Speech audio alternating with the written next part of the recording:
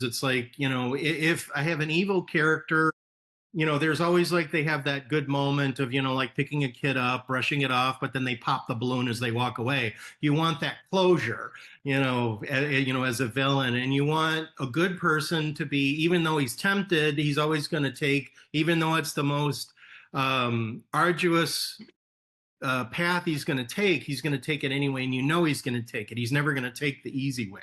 So I think, when I create characters, I don't know, I just want to see characters that are both have depth, and in some aspects you have characters that can have change. I mean, there was, before we were saying, I was reading that question that you sent me, and I was like, it's like if you had a character, I mean, people like Hannibal Lecter, and he's well read and he's a psychiatrist and stuff like that, but at the same time he likes to eat people, and no one saw that coming. But if you had like, a librarian that was, Miss McGillicuddy that, makes doilies and, volunteers at the hospital, but she ends up killing people by dusting the pages of her books with arsenic.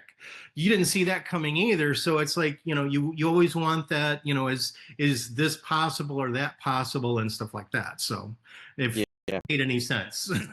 No, yeah. Yeah, I always ask this question, and then I had somebody reverse it on me a while back. So I'm still kind of thinking about it, I guess. But I like what you said though earlier, like the first thing you said in particular, because you said you write characters that you find interesting. Yeah. And I really think that's the main thing, because if you're writing characters that don't find interesting, you're not going to find it interesting, and it's not going to be good. So no one's going to want to read it for the most part, right? Maybe some people do just because of the genre, maybe just something cool world building. But in terms of character development, right? Like I've had more people tell me that they want good characters over good story or world building. Yeah, because you want to see where they'll go. I mean, I was just talking about Dungeon Crawler Carl, and and you have the Princess Posse, but you have Princess Donut, and her character development from the beginning to where she is now is just astonishing. It's like, and I'm not spoiling anything. I'm just saying it's like, read the book so you understand what I'm talking about. But in even Carl, it's like, he started out, it's like, oh my God, this is what I'm having to deal with now. And now after I'm just finished the 7th book. So I'm like, I'm waiting for the next one. I didn't have a lot of expectations when I started reading it, but after I got into it, it's like, oh my God, this is good.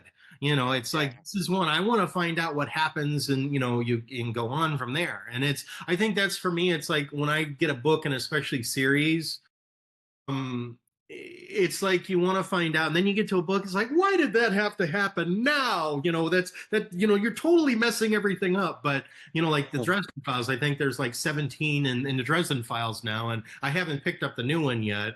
But I'm on Ghost Story actually right now.